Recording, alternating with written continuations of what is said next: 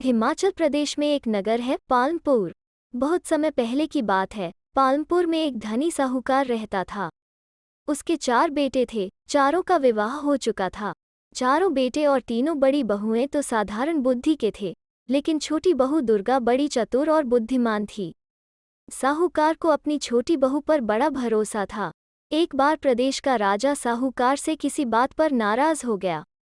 उसने साहूकार व उसके परिवार को देश निकाले की सजा दे दी और आदेश दिया कि देश छोड़ते समय वे अपने घर से कुछ भी लेकर नहीं जा सकते, सिवाय अपने शरीर पर पहने हुए वस्त्र और आभूषण के।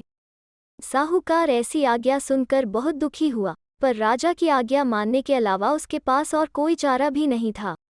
चलते समय छोटी बहू ने राजा के सिपाहियों से पूछा कि क्या वो रास्ते में खाने के लिए कुछ रोटियां बना सकती है। राजा के सिपाहियों को इस पर कोई ऐतराज नहीं था।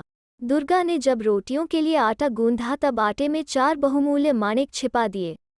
फिर उस आटे की रोटियां बनाईं और राजा के सिपाहियों को दिखाईं। सिपाहियों ने रोटियां ले जाने दी। दुर्गा ने रोटियां एक पोटली में बांध लीं। साहूकार का परिवार अपनी यात्रा पर निकल गया। सारा दिन चलने के बाद वे लोग एक नगर में पहुंचे। अब तक रात हो गई थी। साहूकार के परिवार ने एक धर्मशाला में डेरा डाला और खा पीकर सो गए।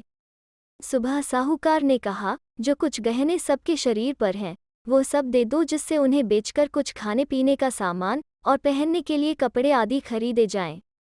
पिताजी, आपको गहने बेचने की कोई आवश्यकता नहीं है। यह माणिक लीजिए और इसे बेचकर खाने पीने का सामान भी खरीदिए और व्यापार भी शुरू करिए। दुर्गा ने एक माणिक साहूकार को देते हुए कहा।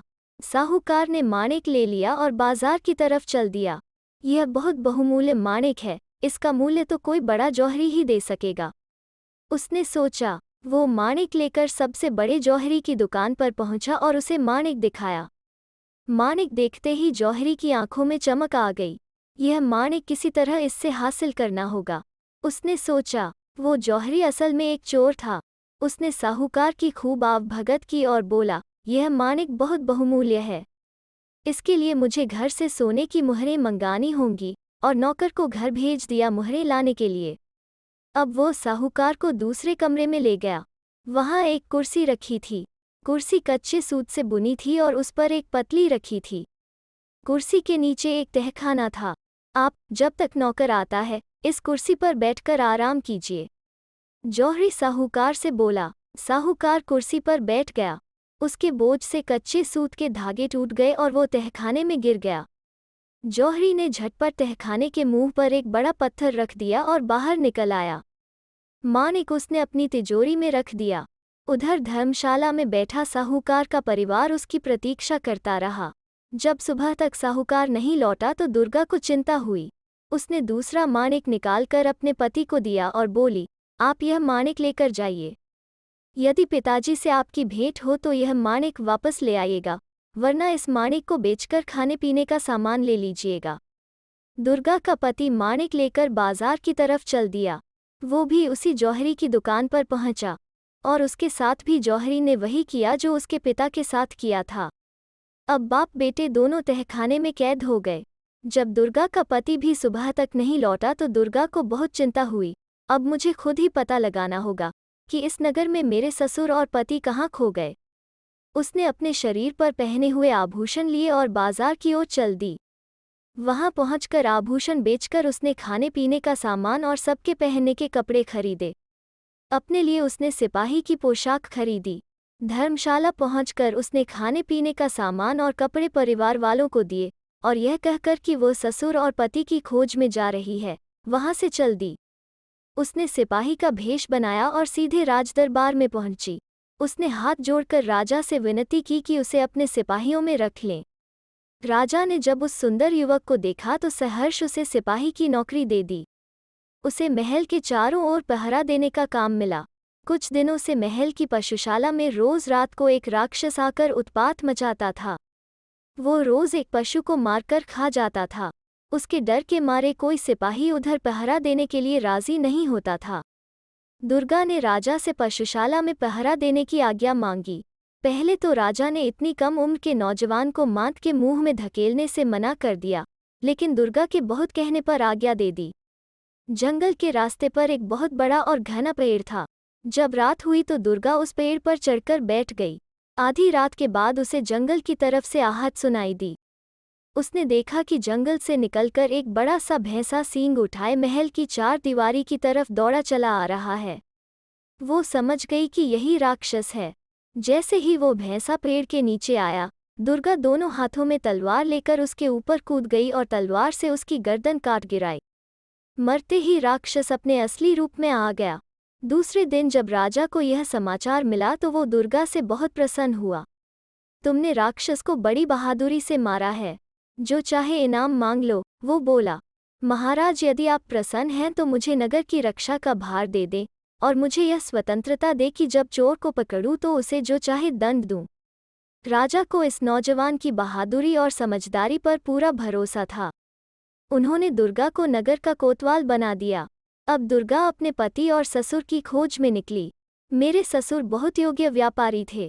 वे उस बहुमूल्य माणिक को लेकर जरूर शहर के सबसे बड़े जौहरी के पास गए होंगे। उसने सोचा, मैं भी सबसे पहले वहीं जाती हूँ। मुझे पूरा विश्वास है कि जौहरी को जरूर मेरे पति व ससुर के बारे में पता होगा। दुर्गा जौहरी की दुकान पर पहुंची। जौहरी ने नगर कोतवाल को अपनी दुकान पर देखा तो झटपट उसकी खातिरदारी में लग गया। आप हमारी दुकान पर पधारे, अहो भाग्य, मैं आपकी क्या सेवा करूं? उसने हाथ जोड़कर पूछा। हमारी राजकुमारी का शीघ्र विवाह होने वाला है और महाराज अपनी बेटी के लिए एक बहुत सुंदर माणिक जड़ा घर बनवाना चाहते हैं। आप मुझे बढ़िया से बढ़िया माणिक दिखलाइए। दुर्गा, जो कोतवाल के भेष में थी, बोली। जौहरी ने उसे अनेक माणिक दिखाए पर दुर्गा को कुछ पसंद नहीं आया। ये सब आप क्या दिखा रहे हैं? कोई ऐसा बहुमूल्य माणिक दिखाइए जो राजकुमारी के पद के अनुरूप हो। दुर्गा बोली। अब जौहरी ने तिजोरी खोली और उसके अंदर से वही माणिक निकाला जो उसने साहूकार से धोखे से हासिल किया था। उस माणिक को देखते ही दुर्गा पहचान गई, यह वही माणिक है जो उसके ससुर लेकर बाजार गए थे। सिपाहियों, पकड़ लो इसे, यह कोई जौहरी नहीं बल्कि एक बड़ा चोर है। दुर्गा ने आज्ञा दी। जल्दी बताओ, जिस साहूकार से तुमने यह माणिक छीना है, उसे कहाँ रखा है? मैं किसी साहूकार को नहीं जानता और यह माणिक मेरा है। जौहरी बोला। ठीक है, अगर तुम सच नहीं बोलते तो मैं तुम्हारा सिर अभी धड़ से अलग करता हूँ। मुझे महाराज ने पूरी छूट दी है, अपराधी को जो चाहे दंड दूं। इतना कहकर दुर्गा ने तलवार निकाल ली। अब जौहरी घबराया, लगता है कोतवाल को सब पता है। उसने सोचा। वो दुकान के बाहर भागने लगा। सिपाहियों ने उसे पकड़ लिया और रस्सी से बांध दिया। दुर्गा दुकान की तलाशी लेने लगी। दूसरे कमरे में उसे बड़ा सा पत्थर दिखाई दिया। उसने सिपाहियों से पत्थर हटाने के लिए कहा। पत्थर हटाया गया। तहखाने में साहूकार व उसका बेटा अधमरी हालत में पड़े थे। दुर्गा सबको लेकर दरबार में पहुंची और राजा को सब कुछ बताया। मेरे नगर का सबसे बड़ा जौहरी चोर है। राजा के क्रोध का ठिकाना नहीं था। उसने फौरन उसे कारागार में डलवा दिया। राजा अपने इस युवक कोतवाल की वीरता और बुद्धिमत्ता से बहुत प्रभावित हुआ। इस वीर युवक को तो मेरा दामाद होना चाहिए। उसने अपनी पुत्री के विवाह का प्रस्ताव दुर्गा के सामने रखा। महाराज, मैं ऐसा नहीं कर सकता, मुझे क्षमा करें। उसके बाद दुर्गा ने अपना सिपाही का भेष उतारा और अपने असली रूप में आ गई। फिर हाथ जोड़कर राजा के पैरों में गिरकर उसे बताया कि किस तरह उसने सिपाही का भेष अपने ससुर और पति का पता लगाने के लिए धारण किया था। राजा उसकी बुद्धिमत्ता पर चमत्कृत रह गया। उसने न केवल दुर्गा को क्षमा कर दिया बल्कि उसके ससुर को नगर में व्यापार करने की स्वतंत्रता भी दी। तो दोस्तों, कैसी लगी आज की लोककथा? अगर अच्छी लगी तो लाइक और शेयर करें और चैनल को सब्सक्राइब करना ना भूलें। फिर मिलते हैं एक नई लोककथा पर।